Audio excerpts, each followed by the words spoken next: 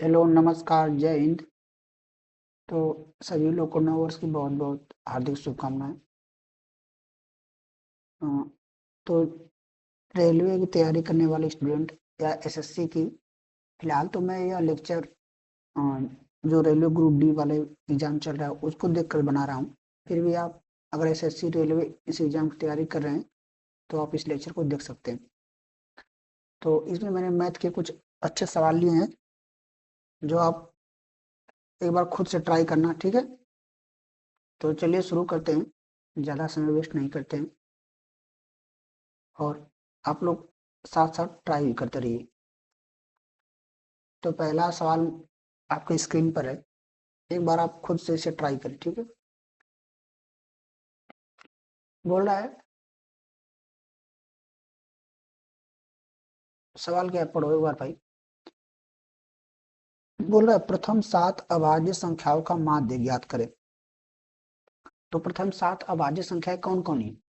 तो अभाज्य संख्याओं का मतलब क्या होता है? जो संख्या केवल खुद से कटे, ठीक है, और एक से तो सारी संख्याएं कट जाती हैं, मतलब केवल खुद से कटे तो, और दूसरे से नहीं कटनी चाहिए तो उसे क्या बोलते हैं? अभाज्य संख्या। सबसे छोटी अभाज्य संख्या कौन सी है? एक। एक नहीं है, ठीक है, मैं बता रहा हूँ, मैंने एक बोला लेकिन एक नहीं है। एक सबसे छोटी अभाज्य संख्या नहीं है, सबसे छोटी अभाज्य संख्या दो है। और यह एकमात्र ऐसी अभाज्य संख्या है जो सम संख्या भी है। सम संख्या मतलब जो दो से कट जाए पूरी पूरी, और विषम संख्या जो दो से नहीं कटे, उन्हें भाग देने पर एक शेष बचता है, ठीक है ना। तो जो संख्याएं केवल खुद से कटे और एक से, तो उसे अभाज्य संख्या कहते हैं। तो हमें लिखना है प्रथम 7 अभाज्य संख्याएं। देखो, अभाज्य संख्या को निकालने का कोई ट्रिक नहीं होता है, बस इसे आप अपने आईक्यू से, मतलब दिमाग से सोच के लिखना होता है। तो पहले दो, फिर तीन, फिर चार, चार तो कट जाती है तो पांच, फिर कौन सी, छह भी कट जाती है, दो से कटेगी सात, फिर आठ, आठ भी कट जाती है, नौ भी कट जाती है, दस भी कट जाती है, ग्यारह। फिर अगली बारी संख्या दो तीन पाँच सात ग्यारह, बारह भी कट जाती है, तेरह, तेरह किसी से नहीं कटती, चौदह कट जाती है। कितनी हमको लेना है? सात लेना है ना। तो एक दो तीन चार पाँच छः, छः हो गया, एक और लेना है। तेरह, चौदह भी कट जाती है, पंद्रह, सोलह, सत्रह, सत्रह नहीं कटती ना। तो इतनी संख्या हमको मिल गई। अब इनका माध्य ज्ञात करना है। तो माध्य मतलब होता है औसत, ठीक है। माध्य को क्या बोलते हैं? औसत बोलते हैं। तो औसत कैसे निकालते हैं इसका? सभी संख्या को जोड़ दो और जितनी संख्याएं टोटल उनसे भाग दे दो। तो सभी संख्याएं को जोड़ने पर कितना आएगा? जोड़ो, दो तीन पाँच, पाँच पाँच दस, सात सत्रह, सत्रह ग्यारह अट्ठाईस, तेरह इकतालीस, इकतालीस सत्रह अंठावन। अब बटा के टोटल कितनी संख्या है? सात। तो अंठावन बटा के सात, ये हमारा क्या हो गया? औसत, या इसे समांतर माध्य या माध्य भी कहते हैं। तो हमारा ऑप्शन नंबर ए क्या हो जाएगा? सही हो जाएगा, ठीक है। तो जिन लोगों ने कर लिया यार, बहुत अच्छा। और मैं आपको, अगर यहाँ पर औसत की बात आ गई है, तो अगर आपसे कोई ऐसी संख्या हो, जैसे मान लो जैसे दो, पाँच, आठ, मतलब कि उनमें गैप बार बार सेम आ रहा हो, जैसे दो तीन पाँच, तीन आठ, फिर ग्यारह, फिर आठ तीन ग्यारह, तीन चौदह, ऐसी कोई संख्या अगर दी गई हो और उनका आपसे औसत निकालने को पूछे, समझ रहे हो मैं क्या बता रहा हूँ। तो इसको क्या करते हैं कि इसमें कुछ नहीं करना है, आपको पहली वाली संख्या लेना है और लास्ट वाली, उनको जोड़ देना है। यानी चौदह और दो कितना हो जाएगा? सोलह, और उसमें बटा दो से भाग दे देना होता है। तो सोलह दो कितना आ जाएगा? आठ। तो इसका औसत कितना आ जाएगा? आठ। आप जोड़कर भी देख लेना, और मतलब ऐसे सबको जोड़कर और भाग निकाल कर भी देख लेना। ये डायरेक्ट ट्रिक होती है कि जब भी कभी गैप सेम आए बार बार, तो उनको क्या करना होता है, अब पहली संख्या को लो और अंतिम संख्या को लो, उसमें क्या करो, दो से भाग दे दो जोड़कर। जैसे अगर एग्जाम्पल में एक लो, एक से लेकर एक दो तीन, ऐसे लेकर कहाँ तक? 50 तक। इसका औसत आपसे पूछे, तो हमको पता है कि आपका गैप क्या आ रहा है, बार बार सेम आ रहा है। एक इसमें भी एक का गैप है, इसमें भी एक का, क्योंकि भाई लगातार है ना प्राकृतिक संख्या है। तो इसका औसत कितना हो जाएगा? पहली बार एक और 50 को जोड़ दो, कितना हो जाएगा? 51, और दो से भाग दे देना, 51 बटा दो, यानी 25.5। ये हमारा औसत आ गया, या माध्य, ठीक है। जैसे समांतर माध्य भी बोलते हैं। कोई दिक्कत? तो ये हमें समझ लेना है। और एक बात और कि, और मान लो तुमको ऐसे बोल दिया कि प्रथम प्रथम n विषम संख्याओं का औसत, जैसे 1, 3, 5, 7, ठीक है, ऐसे n विषम संख्याओं का औसत। तो n विषम संख्याओं का औसत, तुम जहां तो विषम संख्या जाएगी पर उस अंतिम वाले को और पहले वाले को जोड़कर 2 से भाग दे देना है, ठीक है ना। या तो विषम संख्याओं का, देखो प्रथम n विषम संख्याओं का योग का फार्मूला होता है n स्क्वायर, ठीक है ना। n स्क्वायर यानी अगर 4 विषम संख्याओं का योग पूछ रहा है तो कितना हो जाएगा इनका, 4 चौको 16। अगर औसत पूछेगा तो जितनी संख्या होती है उससे भाग दे देते हैं, तो n स्क्वायर बटा n कितना हो जाएगा, n बचेगा। तो और प्रथम n विषम संख्याओं का औसत पूछ रहा है तो खुद n हो जाएगा, यानी प्रथम 5 विषम संख्याओं का औसत कितना हो जाएगा, 5। प्रथम 200 विषम संख्याओं का औसत 200, ठीक है ना। तो ये इंपॉर्टेंट बात मेरे दिमाग में आई तो मैंने बता दिया। अब अगला देखो क्या बोल रहा है, अगला सवाल पढ़ो आप एक बार खुद से पढ़ो इसको। पूछ रहा है एक समबाहुभुज के प्रत्येक अंतःकोण का माप 120 डिग्री है, इस बहुभुज की कितनी भुजाएं हैं। देखो जो एक समबाहुभुज मतलब वह एक ऐसी आकृति जिसकी सारी भुजाएं क्या हो, बराबर हो। जैसे कोई भी ऐसी आकृति ले लो, मतलब लेकिन इसकी सारी भुजाएं कैसे होनी चाहिए, बराबर होनी चाहिए।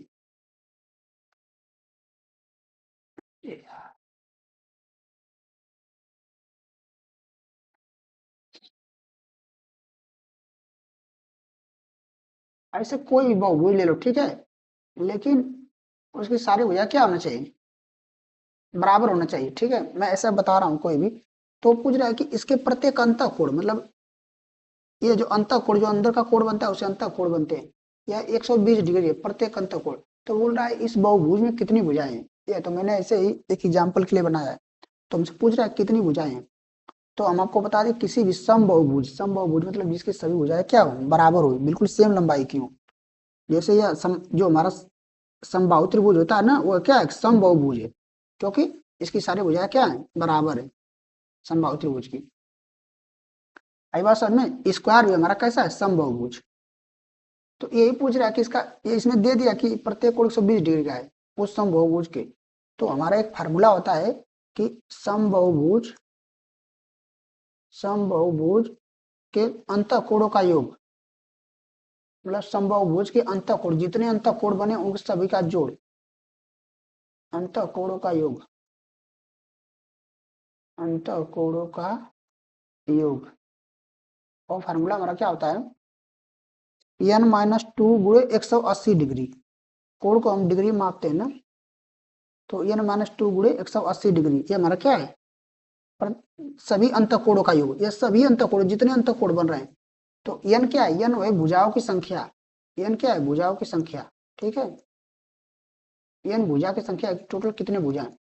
तो जो जितनी भुजा होती है उतना कोण भी होता है। जैसे देखो इसमें 3 भुजा है तो 3 कोण है, इसमें 4 भुजा है तो 4 कोण है, बात समझ में आई। तो जितनी भुजा उतने कोण। तो ये हमारा फार्मूला हो गया टोटल अंतःकोणों का योग। तो ये तो सभी कोणों का योग है, तो एक कोण का योग कितना हो जाएगा, n से भाग दे देंगे, यानी एक कोण का योग कितना हो जाएगा, n-2 गुणे 180 बटा के n, क्योंकि यह तो n कोणों का जोड़ है ना, पूरे कोणों का। तो एक कोण का निकालेंगे क्या करेंगे, n से भाग दे देंगे, क्योंकि टोटल कोण n है। और इसी का मान हमको सवाल में कितना दिया है, 120। अब इसी को आप सॉल्व कर लो, यहाँ से n का मान निकालो कितना आ जाएगा। तो n का मान यहाँ से निकालो, तो n-2 गुणे 180 तो कितना हो जाएगा, 180n, 180n माइनस 360, और 120n उधर जाएगा तो n उधर 120n हो जाएगा। अब 180n इधर से 180n 120 इधर आएगा तो घट जाएगा, तो कितना घटे बचेगा, 180 से 20 जाएगा 60n, और 360 उधर चला गया 360, तो n बराबर कितना आ जाएगा, 60 में 360 से भाग देंगे 6, यानी n का मान कितना आ गया 6। यानी टोटल कितनी भुजाएं हैं उस समबाहुभुज में, 6 भुजाएं हैं। तो हमारा आंसर कौन सा हो जाएगा, डी वाला। आ रही बात समझ में। तो यार अगर कोई समस्या हो तो आप जरूर बताना, ठीक है ना, कमेंट कर सकते हो कोई चीज नहीं समझ में आई तो। देखो अगला सवाल क्या है, 4 संख्याओं का एक समुच्चय है, इनमें से 3, 4 संख्याओं का एक समुच्चय मतलब कि एक ग्रुप है, मतलब उसमें टोटल 4 संख्याएं हैं। बोला इनमें से 3 सबसे छोटी संख्याओं का माध्य। देखो अभी माध्य आ गया ना, माध्य मतलब कि औसत। तो 3 संख्याओं का औसत उसने दे दिया कितना, 19, और 3 सबसे बड़ी संख्याओं का औसत कितना है, 23। माध्य मतलब औसत। तो इस समुच्चय सेट का परास क्या होगा? परास, परास पूछा है। देखो परास को समझ लो। परास, परास बराबर होता है परिसर।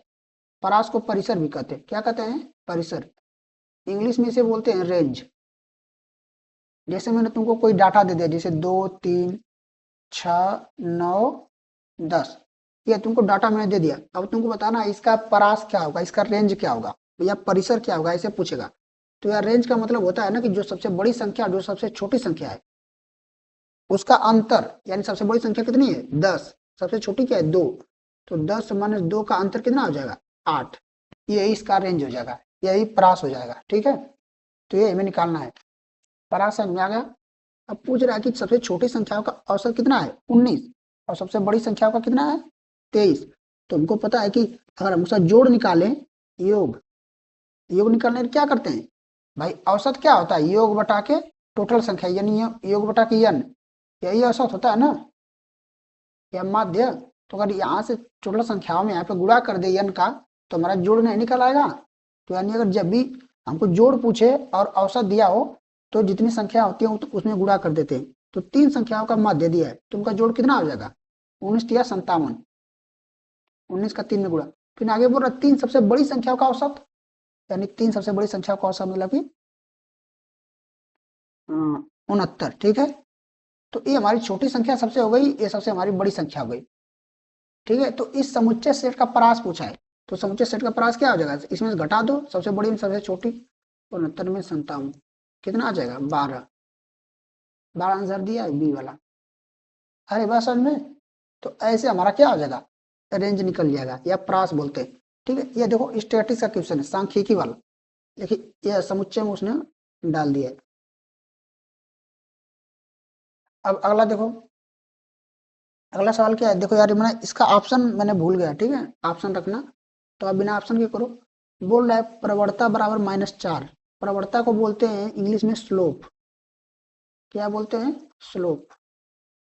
प्रवणता बोल देगा, या कहीं कहीं ढाल भी बोलता है, ढाल।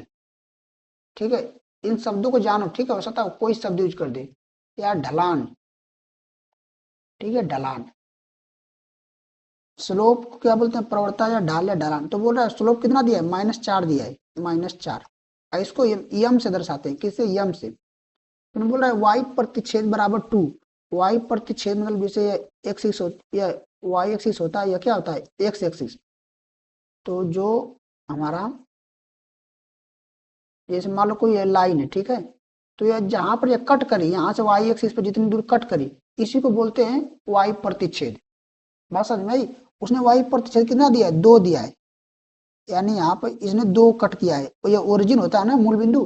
तो यहाँ से 2, ये 2 यूनिट की दूरी है। तो इसका अगर हम निर्देशांक लिखे तो कितना हो जाएगा? एक्स एक्सिस का निर्देशांक क्या 0 होता है, 0। वाई कितना है? 2, तो 0,2। ठीक है ना। हमसे पूछ रहा है इसका समीकरण बताना इस रेखा का, यानी इसकी प्रवणता -4 है और वाई प्रतिच्छेद -2 है। तो इस रेखा का समीकरण देखो।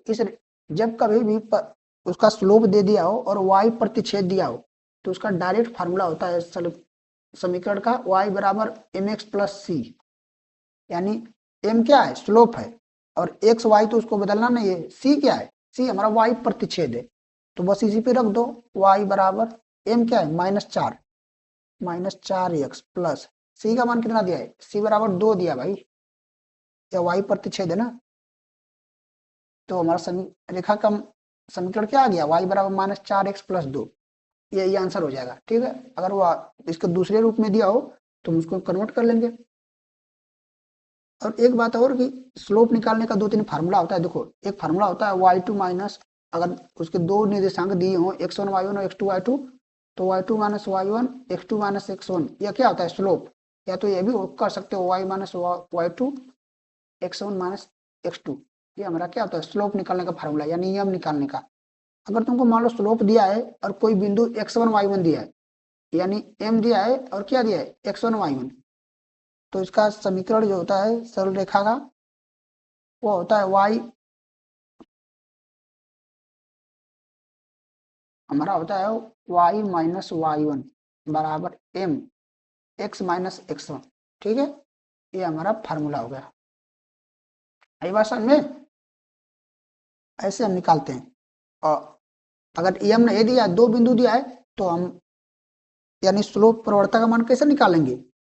इस पर रख कर निकालेंगे, दो बिंदु दिया होगा तो। आगे बात समझ में? तो इस सवाल का आंसर हमारा y बराबर -4x+2 हो जाएगा।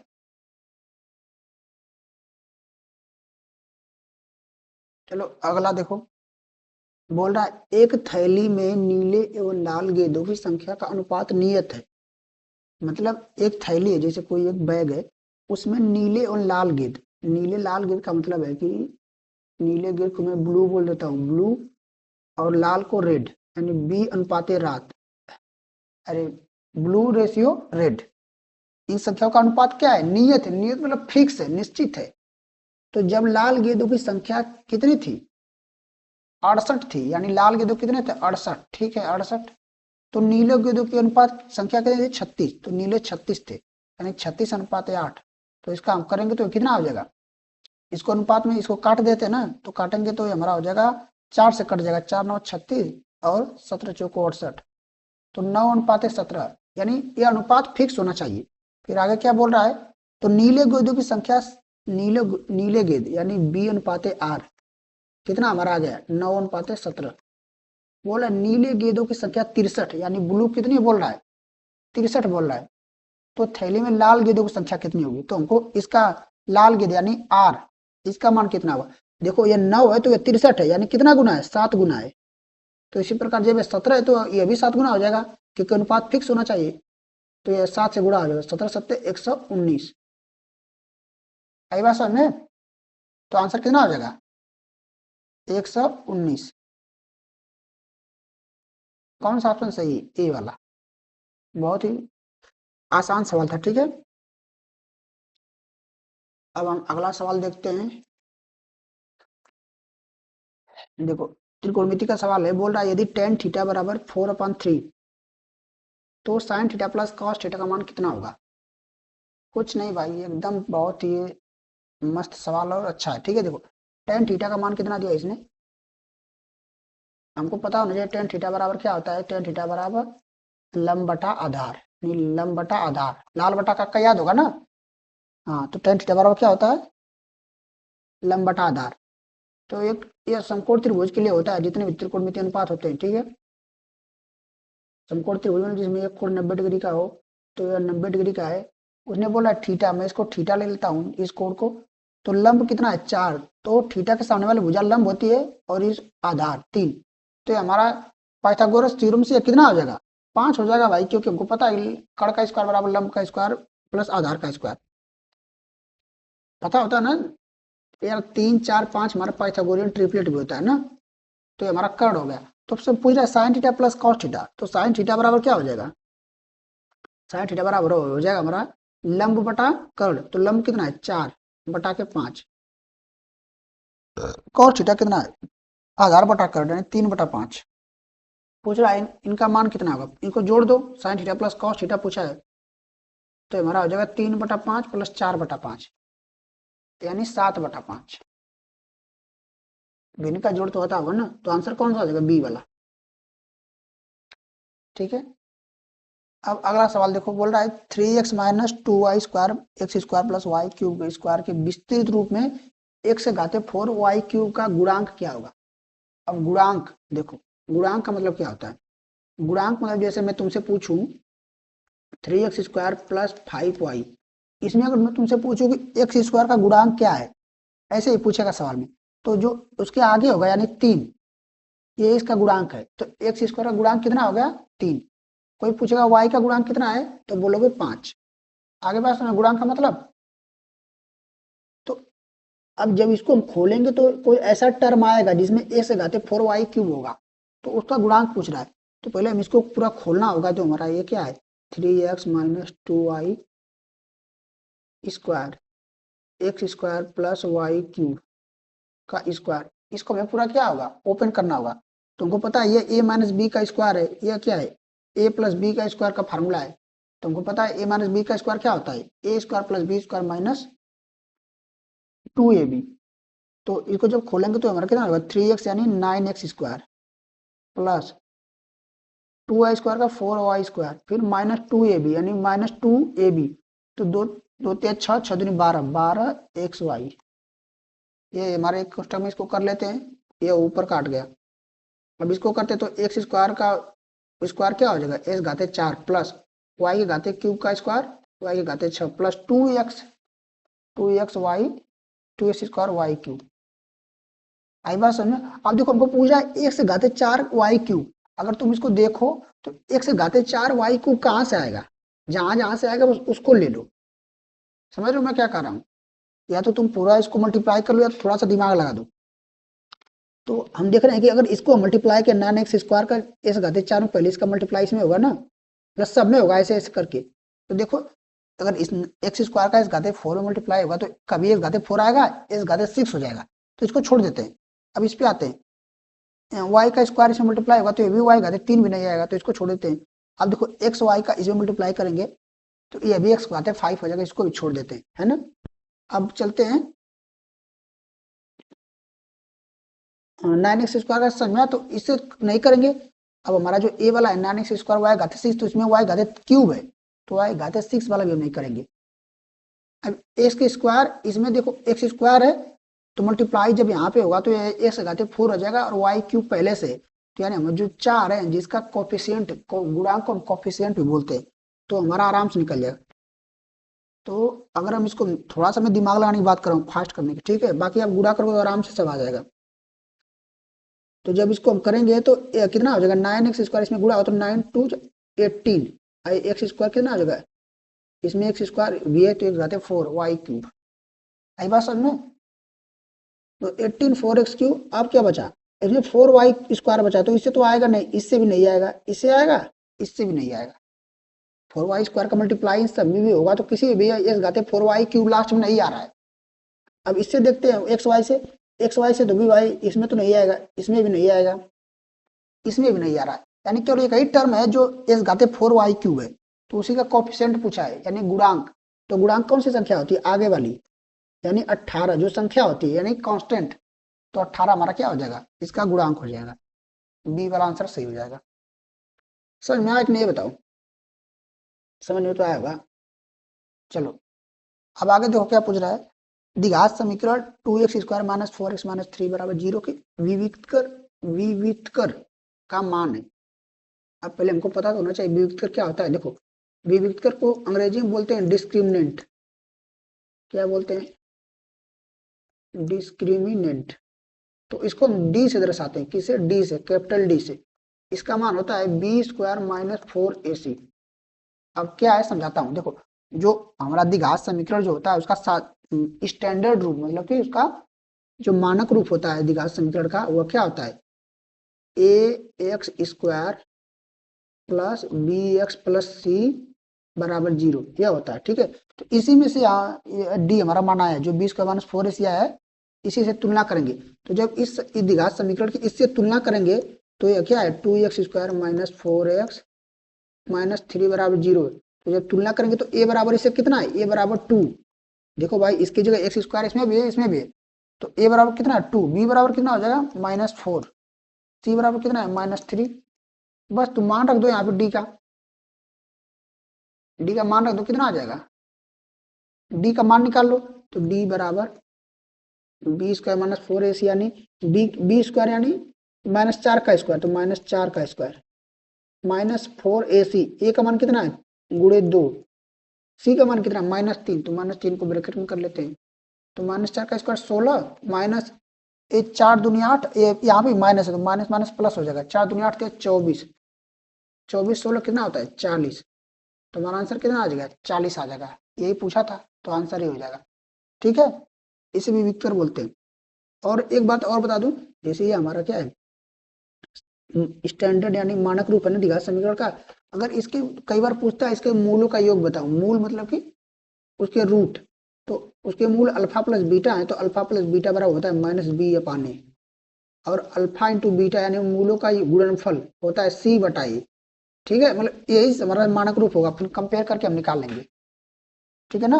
अगर मूलों का योग इसमें पूछ देता तो कितना हो जाता -b/a, तो माइनस माइनस बी कितना हो जाएगा, माइनस माइनस प्लस 4 और बटा के 2, यानी 4/2 बराबर 4/2 बराबर 2 आ जाएगा।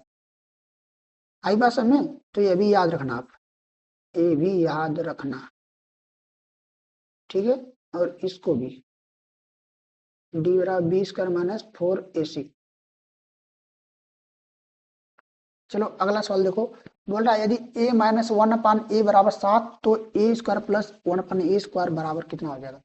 अब तुमको पता है कि यह सवाल कैसे लगता है, ऐसा सवाल बहुत आता है कई बार। तो इसको हम करते हैं, जब हम देख रहे हैं कि इसको हम a मान लें, इसको b मान लें, तो हमारा a माइनस बी हो जाएगा ना, और इसका स्क्वायर करेंगे तो हमारा a square plus B square minus 2ab आता है, यानी ये टर्म हमको मिल जाएगा उसमें, है ना।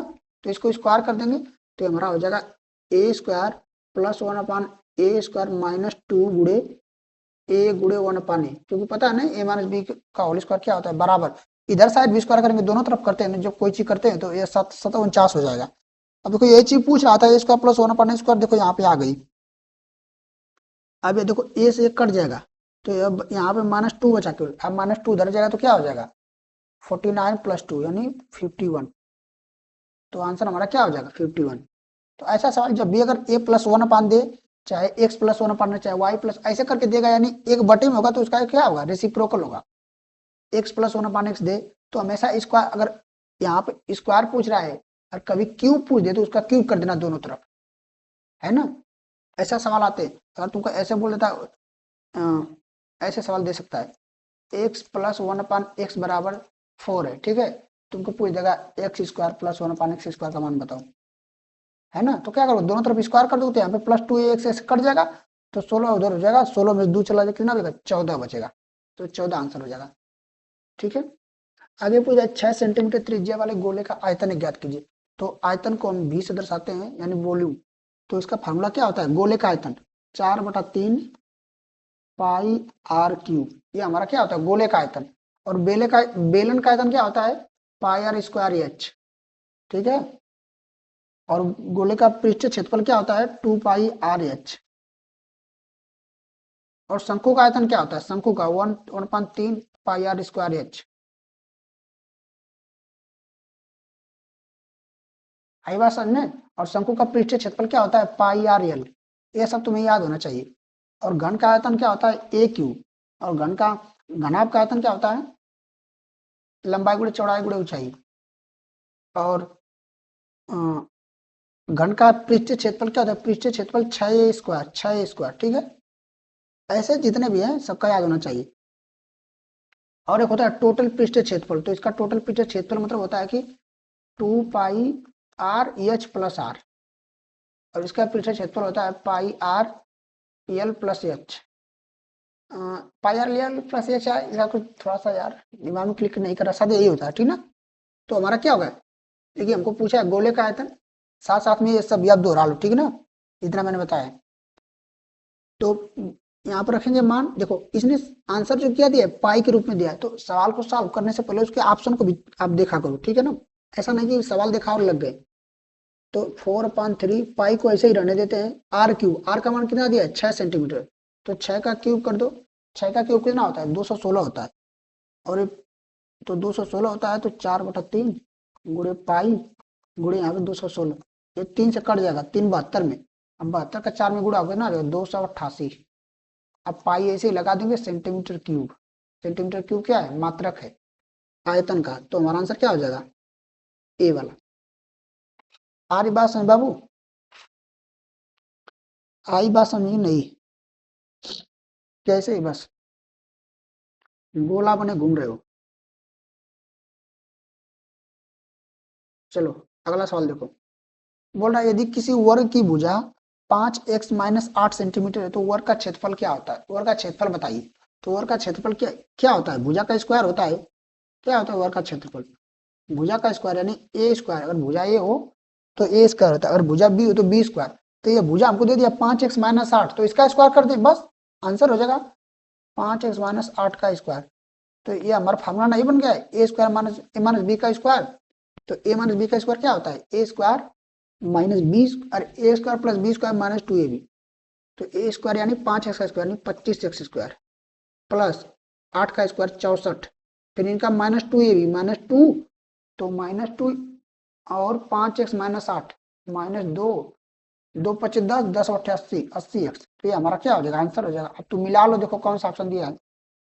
तो 25 स्क्वायर सब में दिया है, +64 देखो इसमें -64 है, तो ये तो खत्म हो गया।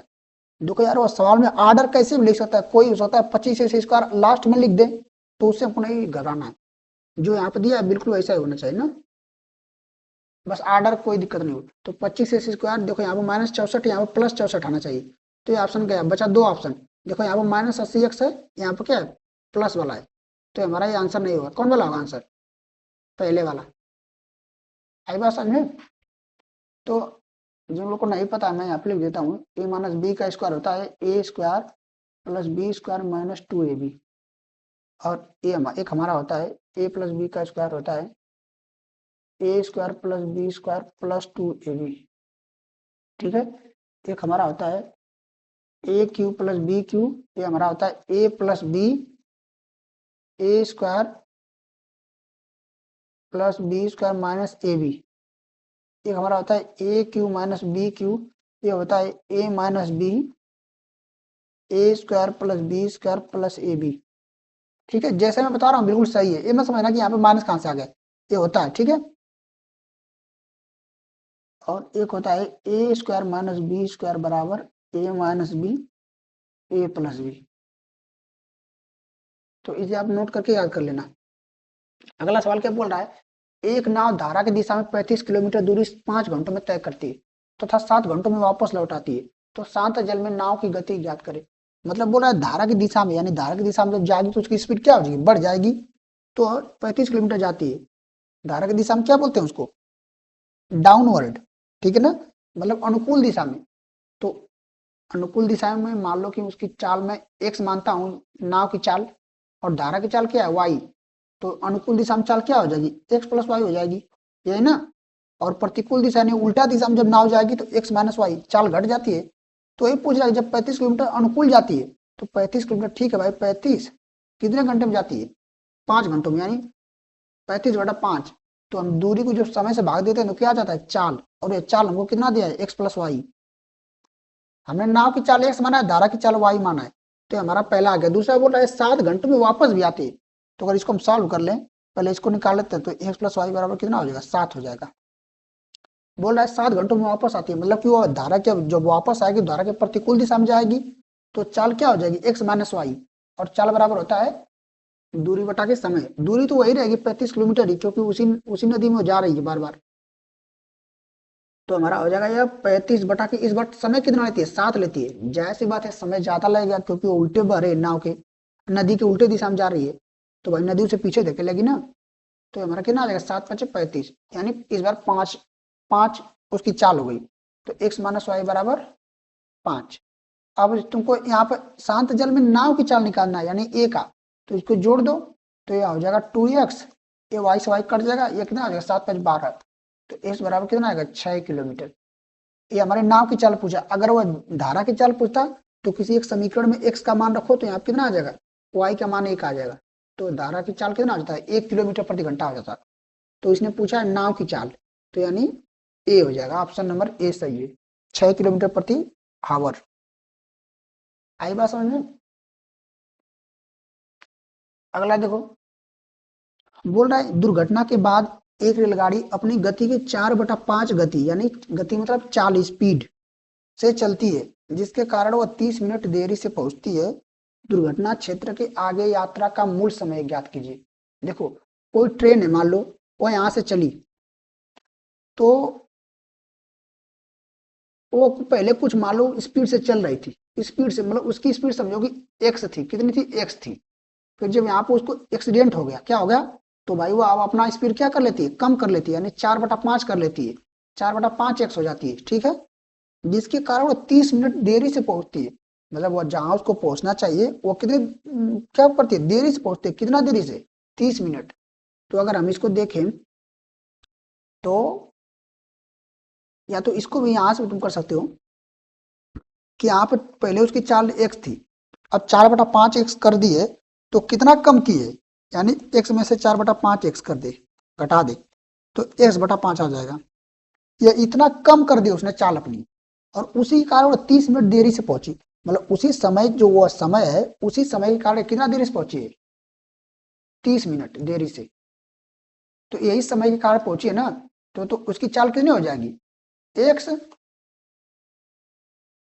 यहाँ 5 का इधर गुणा हो जाएगा, यानी एक्स कितना आ जाएगा, 30 गुणे 5 150।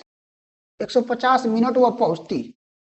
ये समझो एक्स चाल नहीं है, मतलब उसके संदर्भ में कितना समय लेती। जब उसकी ओरिजिनल स्पीड एक्स है तो कितना समय लेती, 150 मिनट पूरा पहुंचने में। लेकिन वो हमसे पूरा नहीं पूछा कितना, वो पूछ रहा है कि दुर्घटना क्षेत्र के आगे यात्रा का मूल समय ज्ञात करे। मतलब यहाँ से समय पूछ रहा है, यहाँ से समय। तो यार जब वो 30 मिनट देरी कर दिया पहले से, तो यहाँ से आगे वो पहुंचने में कितना समय लगी, 30 मिनट देरी घटा दो, यानी 150 में से 30 क्या हो जाएगा, घट जाएगा, तो 120 मिनट आ जाएगा। आई बात समझ में? तो आंसर कौन हो जाएगा, ए वाला, ना कि 80 वाला होगा। ठीक है, देखो सीधे सीधे समझो कि वो 4/5 स्पीड से यहाँ से गई, और वो जो लेट हो गई, कितना लेट हो गई, 30 मिनट। यानी पहले उसकी 1/5 से 1/5 वो कमी रह गई ना, 4/5 भाई कम कर दिए, उसी कमी के कारण वो 30 मिनट लेट होती है। तो यानी अगर उसको हम 1 माने तो कितना लेट करेगी, 150 मिनट लेट करेगी। आई बात समझ में? तो ऐसे जो वो आगे पूछ रहा कि जब जहां से दुर्घटना हुई है उसके आगे उसने कितना समय लिया। तो दुर्घटना तो भाई दुर्घटना तो यहाँ हुई है ना, और उसी कारण वो कितना लेट किया है, 30 मिनट। तो 30 मिनट घटा देंगे तो हमारा कितना आ जाएगा, 120 आंसर आ जाएगा। ठीक है ना। अब अगला देखो, बोल रहा है एक 165 मीटर लंबी रेलगाड़ी 46 सेकेंड में 755 मीटर लंबे पुल को पार करती है, तो ट्रेन की गति कितनी है। इसमें क्या होता है कि अगर कोई ट्रेन है जो किसी पेड़ को पार कर रही है या किसी व्यक्ति को पार कर रही है, तो उसमें हम क्या करते हैं, ट्रेन की लंबाई को समय से भाग दे देते हैं, तो उसकी स्पीड आ जाती है। लेकिन अगर वो जब किसी पुल को या प्लेटफॉर्म को पार करे जिसकी खुद की अपनी लंबाई है, तो उसको उस ट्रेन की लंबाई में जोड़कर भाग देते हैं समय से, तब उसकी स्पीड आती है। बात समझ में आई? तो 165 मीटर इसका लंबाई और 755 मीटर पुल का, तो 755 इसको जोड़ देंगे दोनों को, और समय कितना लिया, 46 सेकेंड। तो जोड़ेंगे कितना आ जाए, 105, 5 5 10, 5 6 11 1 12, 7 1 8 1 9, 46। तो इसको भाग देंगे तो हमारा आ जाएगा 20। लेकिन ये मीटर में था, यह क्या था, सेकंड में था, तो 20 मीटर प्रति सेकंड हमारा क्या हो जाएगा, आंसर हो जाएगा।